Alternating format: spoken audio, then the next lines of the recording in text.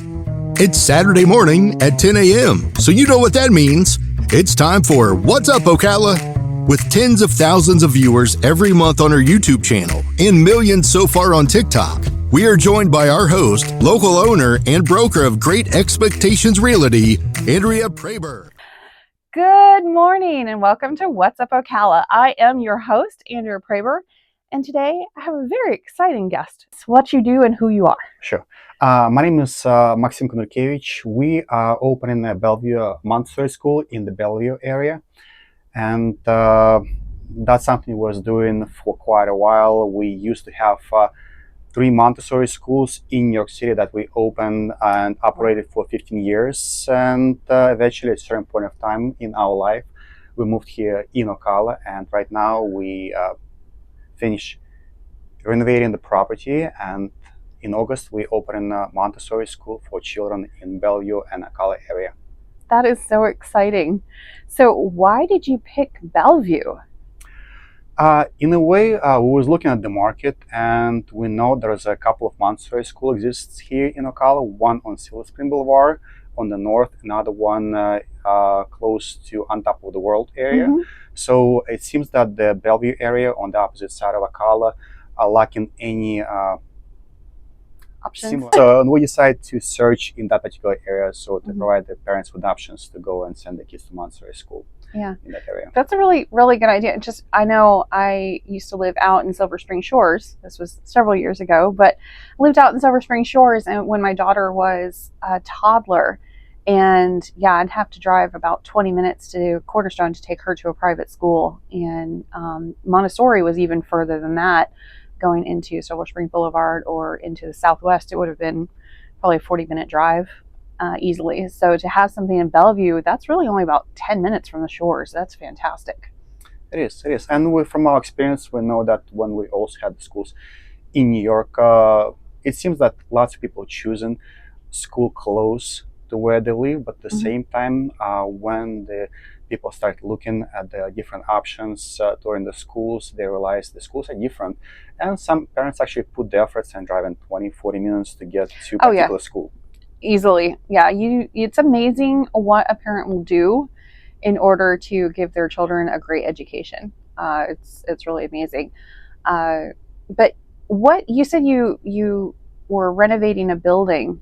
Where exactly is the school located? It's on 441 highway, just across from Bellevue Santos Elementary School. Oh, okay. Currently, we finished one, and we're going to be opening a program for preschoolers from 2 to 5 years of age. Once we're going to start this one, we're going to do renovation of the second building, and we're looking to offer nursery for the infant and toddlers, and eventually our goal to build another building and offer elementary grades. Okay, well, I don't want to put down anybody. That's definitely not what this show is about. But as a parent, I have noticed that there are not a lot of options for education within the public school system for children ages 2 to 5.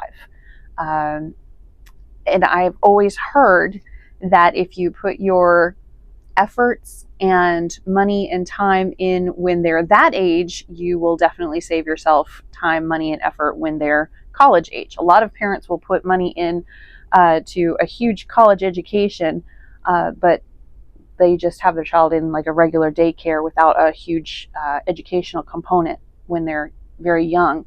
But what have you found? I mean, obviously this is something that you're putting forth effort in from 2 to 5. That's an age range most people don't really think of education for that age range. They think of daycare or supervision. So what's the difference? Yes, in a way, you're correct. Like most of the preschools, they consider it a daycare center. And when people thinking about that, they're thinking about providing child with a safe environment. They will be able to enjoy their time, play with kids, and eventually come home happy. And that's what most of the preschool they're doing. They're trying to satisfy that need. At the same time, that's probably the most crucial age for the children, where they start forming their minds, when they start learning basic skills, basic knowledge.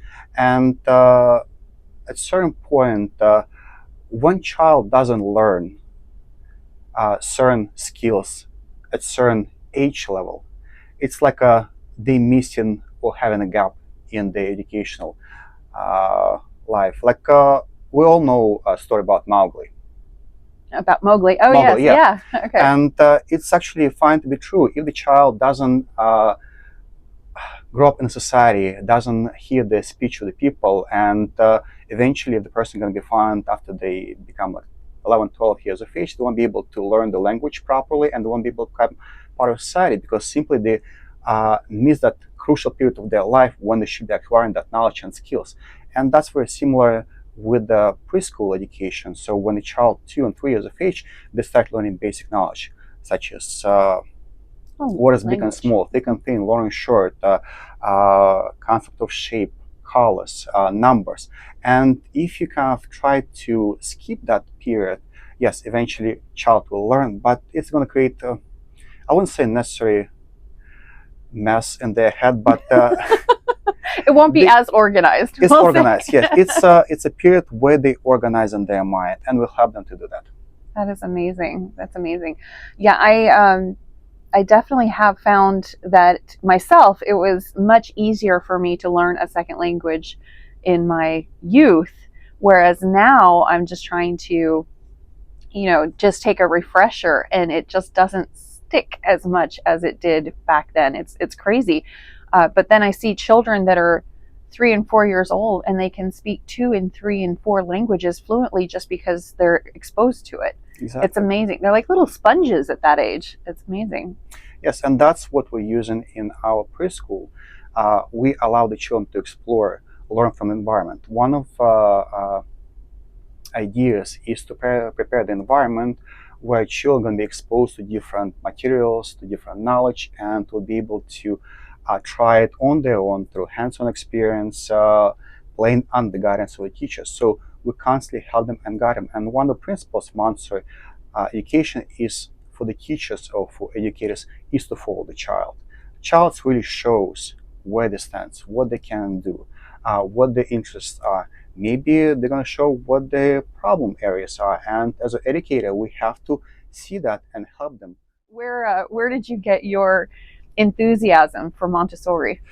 It's kind of a long story, but partially it was my mom who was an educator. She was a preschool teacher for all her life, and I also went to get my degree in early childhood education. And at a certain point of time, we was working together and was building our schools. And I was in the classroom, learning from her, learning from other teachers, and I see what amazing results we can achieve by actually helping the children and guiding them, comparing to what we experienced in the past and what I experienced as a student in traditional public schools, where everybody has to follow the same curriculum.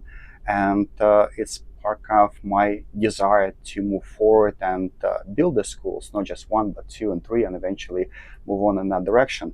Not only that, my wife, Varvara, she also got her degree because she was seeing the results that we was able to achieve with children. She got her master in early childhood education. She got her master in Montessori education, and wow. Kind of it's a family dynasty, like going and teaching children. Wow, so that's amazing to have that as a family legacy. That really is.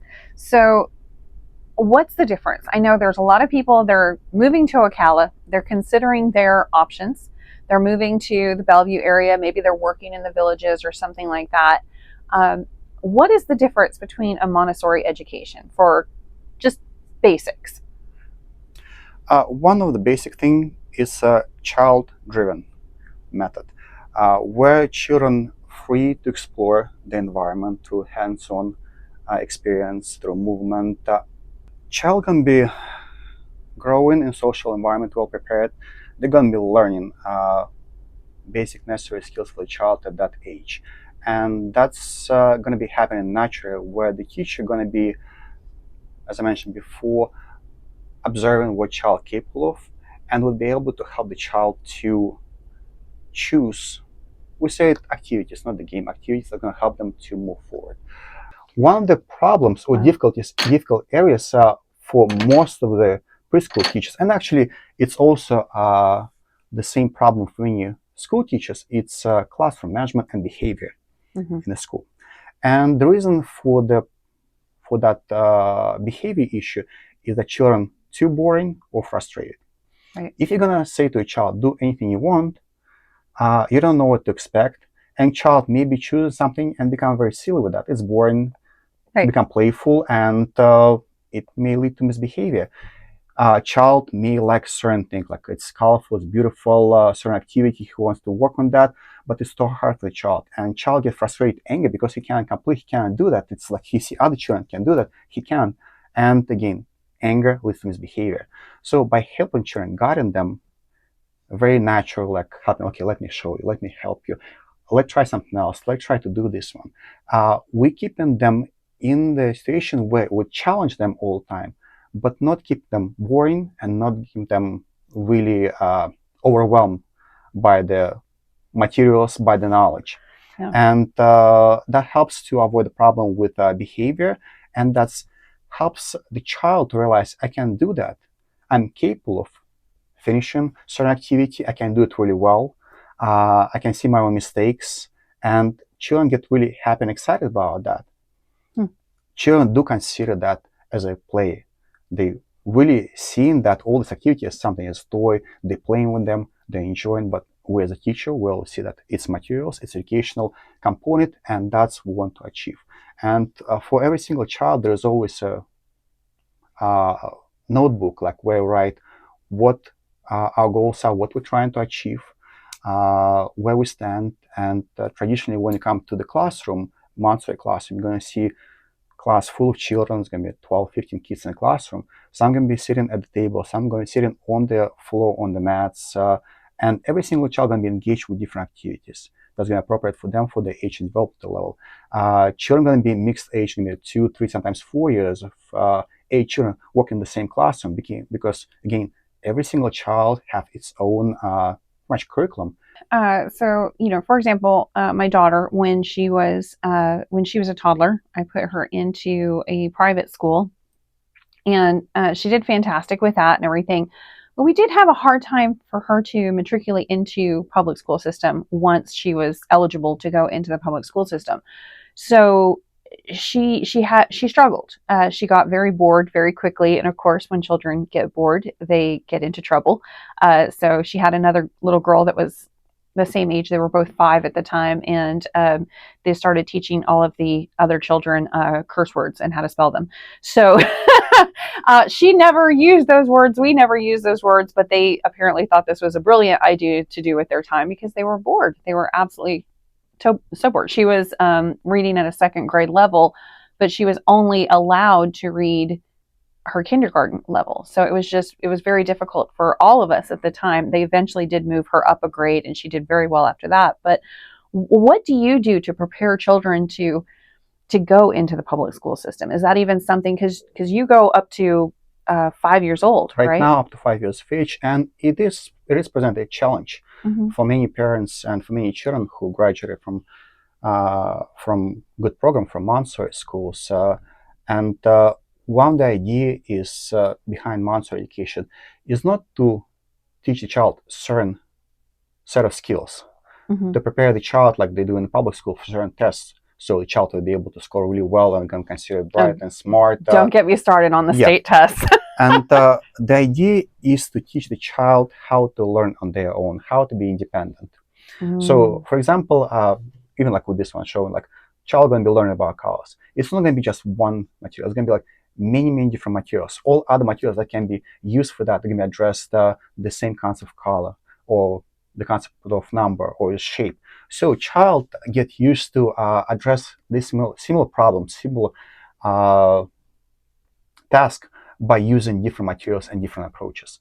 And eventually that's help the child when they go into the school to really assimilate and feel comfortable being in environment. Yes, unfortunately, there is an issue that public school, they do follow curriculum, and that meaning that teacher doesn't really care most of the time that certain children are going to be more advanced or certain children are going to be like maybe lacking certain skills. They have to move on based on the curriculum because it's imposed by the state, and that can present a problem. So it's really hard to say how to address it. From our previous experience in New York City, pretty much all the graduated from our Montessori school were accepted to gifted and talented program. It doesn't mean that they was gifted and talented. They just were prepared to go to the school, and they all were doing really great. My kids, I have two of my own. I have my son who is 16 years of age, my daughter who is 12 years of age.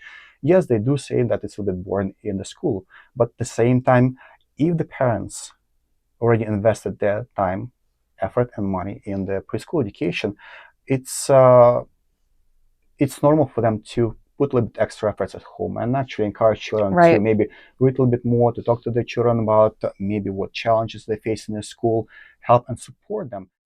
The daycare is, again, it's supervision. It's not education, and especially something like yours where they actually, you teach them to educate themselves so that they can continue into that. That's phenomenal. It really is. Although she was not in Montessori, but she was definitely in a similar program that was very, very, very helpful. It was very much a school and very much educational. And I think there's so many parents that don't realize how incredibly important that is for that age group. It's huge that you're doing that. So you said you're thinking about doing, you're thinking about opening further schools. Are you going to continue for just that age group, or are you going to continue all the way up to high school? We're going to continue at least up to elementary school, and then we're going to see, because eventually, when Maria Montessori developed her approach and method over 100 years ago, she was really developing for the preschool and elementary grades.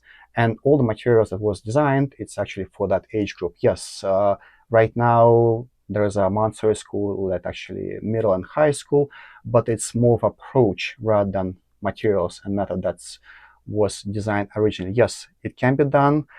Maybe we'll do it, but at that point, we'll take one step at a time. We know we can do.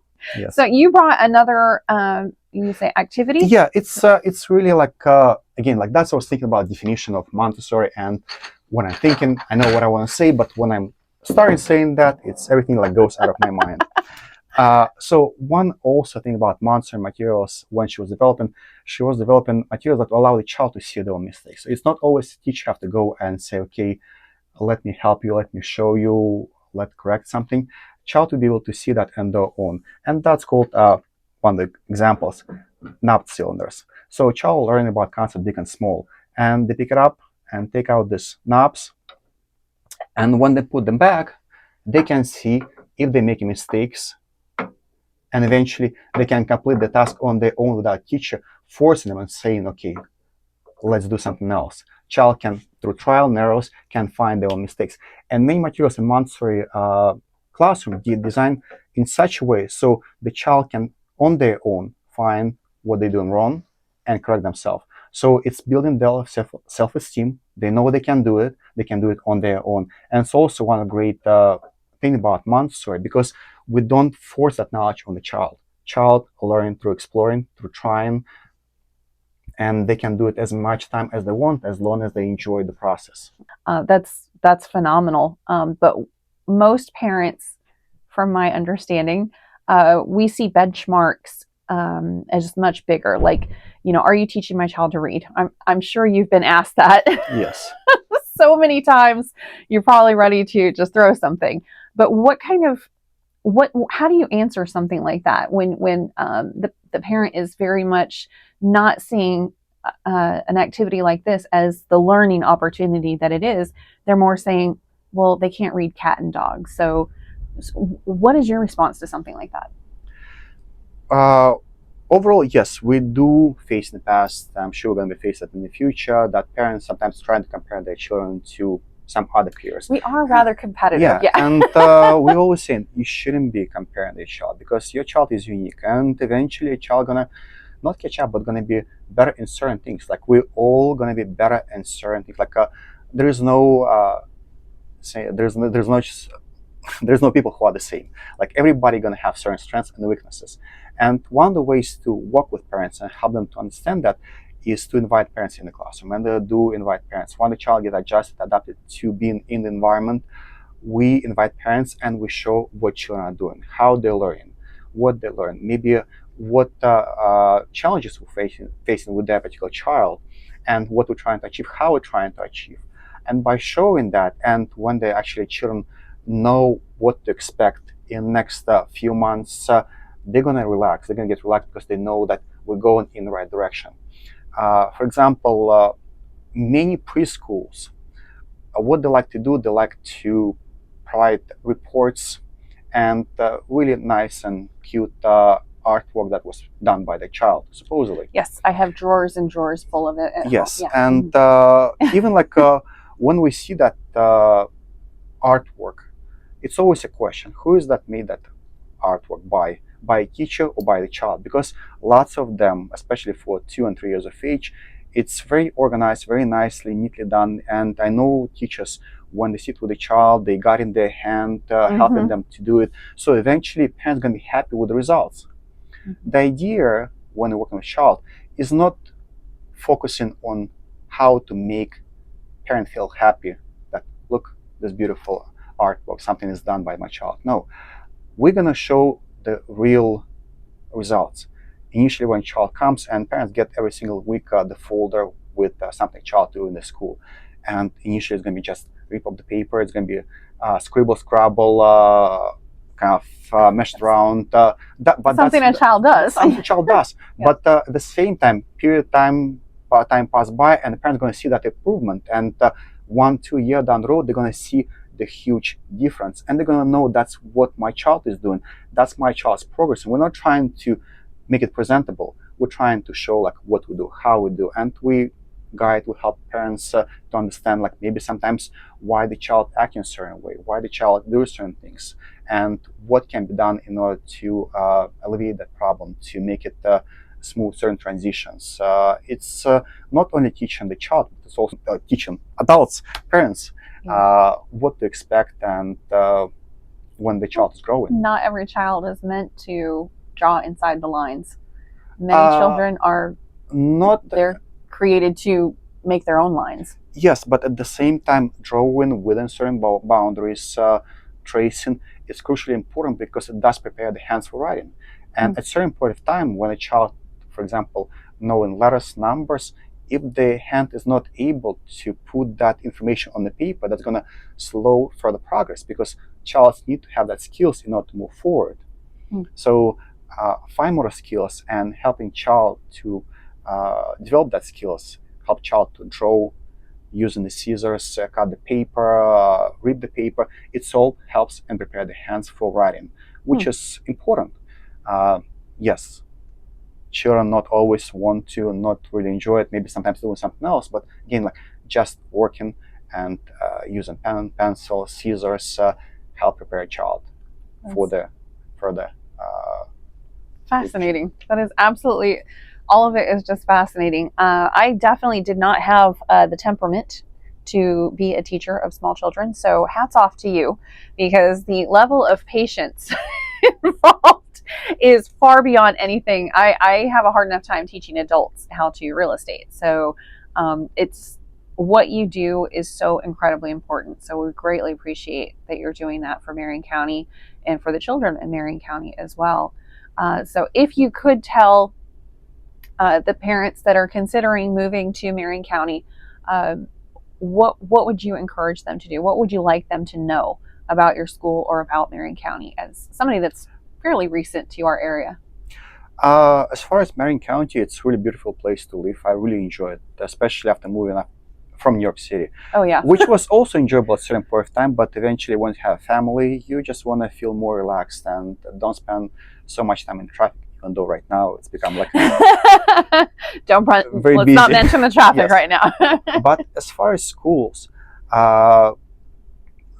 when the parents choosing preschool education for a child, don't just visit one and two, visit different options. And sometimes you're going to see, okay, this school is maybe a little bit too expensive for us. But even just to educate yourself, to see what the difference, go and visit that school, schedule a tour. Because sometimes you can be surprised. Go explore, go try it out. Don't just like think, okay, this is a little bit too expensive and we're not gonna go, not gonna try, not gonna see what are there. Yeah, I've found through my own experience that although private school sounds very sounds very expensive, we'll say. It sounds very elite. But really, it's not that much difference price-wise from daycare. It really is. It's not. Yes, So, and there is a reason why there is a little bit more. And the biggest investment for the school is their teachers. mhm, So when you do train your staff, when you put many hours, when you pretty much the same way teaching your child, you're teaching your teachers, and you can see that they provide great education to the children. When you see happy parents, you want to make sure that you provide them with the right compensation and right, benefits, and that kind of force you to keep the price high because you have to right. compensate their work. You don't want to Of lose course. these employees, and that's pretty much the reason why good schools have better teachers and why they're a little bit more expensive because they have to do that. There's no Yeah. way around it. Well, you mentioned the classroom size was, 12, 15 students per room. Is that what you Yes. mentioned? So that's far below what normally you would consider one classroom for a teacher. I think normally it's 22 to 30 children per adult No, out it there. can be 20 children per adult, which is kind of surprising. It's a In lot of our children. environment, it's usually around 15 kids per 2 adults. Oh, wow. Yeah, as a teacher, I can easily work with a group of 15 kids on my own. But at the same time, you want to be able to spend extra time, do presentation to a child, work with a child, and you always need that extra help. So if you're focusing on certain children who need your help, then other teacher will be able to go around the classroom, observe and support other children who need the help at the same time. Hmm. In a way, like teacher needs to have eyes all over the head, like and see and anticipate what's going to happen in the other side of the room and go and help the children who really at the need at that moment. In Montessori, and what we like to do, we like to gradually include children into the environment because in this case, it's not only us as teachers have to teach a group of children what It's to the other expect, children. but it's other children who actually Oh, wow. acting as a role model and teaching other children, and children observing, they copying their behavior, they copying our behavior, they copying behavior of other children. That's made transition much more easy and smoother for the children and makes them much more happier That's in the classroom. fantastic. That's fantastic. I think that's about it for B. Is there anything else that you want to go over or you really want to bring out? Sometimes parents do ask me, what are the means of communication with the parents? What kind of feedback we get Yeah, as the that's parent? huge. Yes, it is huge. And we as a school and as teachers, we're open to communication. We helping, we're trying to educate our parents. We happy to have meetings one-on-one. We usually around 3 times a year we have parents teacher conference when parents comes and spend like half an hour with the teacher and we discussing what progress we have, what we maybe our challenges are, what we're trying to achieve. We have days when the parents come to the schools and do observation of their children in the classroom in natural environment, how children are learning. It's not something we prepare, just like it can be like the whole week dedicated and parents comes every single day, different parents, and see on the classroom, spend like 1-2 hours in the classroom observing. At the same time, lots of parents somehow they expect schools to provide every single day some kind of feedback, whether photos, something in writing, what children was doing, what activities they complete. And I know that many preschools doing that, and being a teacher, it's a little bit surprising for me how they can actually manage that. Because when I'm a teacher in the classroom and I actually work with a group of children, my focus is always the classroom. My Right. always goal is to make sure that I help every single child and guide them. And I do spend all my time. It's not always enough time actually to spend all this every single minute with a child. And when you have to dedicate 5 minutes per child writing that report to the parents, it means that you, with 15 kids, you're almost taking 1 hour from the classroom just to prepare the paperwork for the parents, just for them to feel good. Maybe okay, I got something really nice. And but at the same time, when you look at this report, and parents can confirm that when they get that report every single day, it's going to be the same. Right. There's going to be no difference. But Right. it's going to take so much time and efforts. So how For the often teacher. do they get the reports? We I'll put it this way.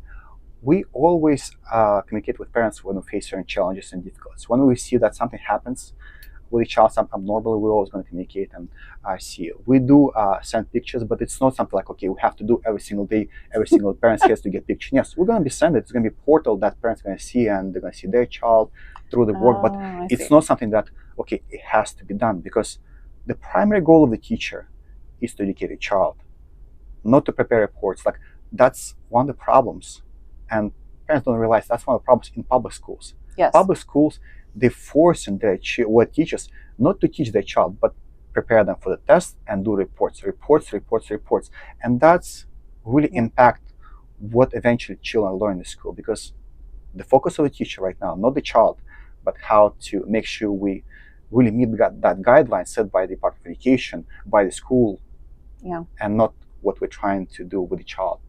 Yeah, it takes away the focus from the children and their education, and kind of turns them more into admin. So Exactly. yeah, I could see that. Well, thank you so much for coming in. I really greatly appreciate it. And I'm sure the parents that are in Marion County and Bellevue area especially, and the ones that are considering moving here are definitely very grateful for the information that you shared this morning. So really appreciate that. How do people get a hold of you if they want to go ahead and bring their kids in, or if maybe they just are wanting to check in their options and just have questions or want to see the facility? How do they get in touch with you? They can go to our website, which is BelleviewMontessori.com, and they can schedule the tour or like send information through the website. They can call us at 352-492-1565. I'm still learning my number. Business You'd number. really think about that. Yeah. Okay, that number one more time. 352-492-1565. I'm probably gonna put the card, so you put it at the bottom of the video feed, because I'll it's make like, sure to do that. Thank you so much for coming in. I appreciate it. Yes. Yeah, it's just like, again, like, go visit us. We're not gonna be like we're not gonna be upset if you're gonna say it's not for us, but you're gonna see an option. Yeah. And you're gonna learn a different thing. Yeah. Well, the more options that you have, the better choice you can make. Exactly. So awesome. All right. Again, thank you so much for coming in today. Greatly appreciate it. And I'm sure you'll be hearing from lots of us. Thank you.